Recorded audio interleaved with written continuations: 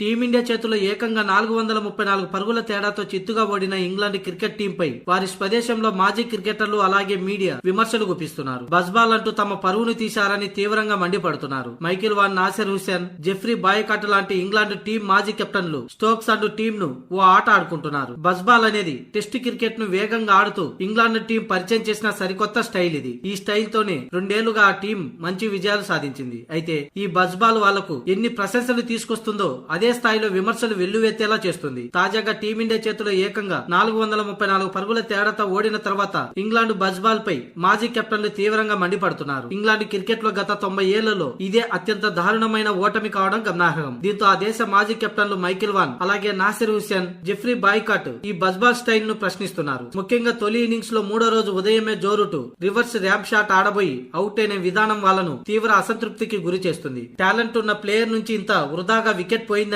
ఆ జట్టు మాజీ కెప్టెన్ బాయ్కాట్ అన్నాడు. మరోవైపు మైకేల్ వాన్ సోషల్ మీడియా ద్వారా స్పందిస్తూ జోరూట్ లాంటి ప్లేయర్ ఇండియాకు అంత చెత్తగా వికెట్ గిఫ్ట్ గా ఇవ్వడం దారుణమని అభిప్రాయపడ్డాడు. ఇక నాసిర్ హుసేన్ కూడా స్పందించాడు. ఇండియా పిచ్ లో దారుణంగా రూట్ ప్రదర్శన కొనసాగిస్తున్నాడు. అక్కడ పిచ్ లో తనకు మంచి అనుభవం ఉంది, అయినా కూడా చెత్త షాట్ ఆడి అవుట్ కావడం చాలా నిరాశ గురి చేసిందని నాసిర్ హుసేన్ అన్నాడు. ఇక ఈ మ్యాచ్ తో పాటు ఇంగ్లాండ్ సిరీస్ గెలిచే అవకాశాలను కూడా దెబ్బతీసిందని, ఇలాంటి దారుణమైన భారీ తేడా ఓటమి 90 ఏళ్లలో ఎప్పుడు చూడలేదని, ఈసారి అది కల్లారా చూడాల్సి వచ్చిందని మాజీ కెప్టెన్ మైకేల్ వాన్ ఇంగ్లాండ్ ఆటగాళ్లను దుమ్మెత్తిపోశాడు.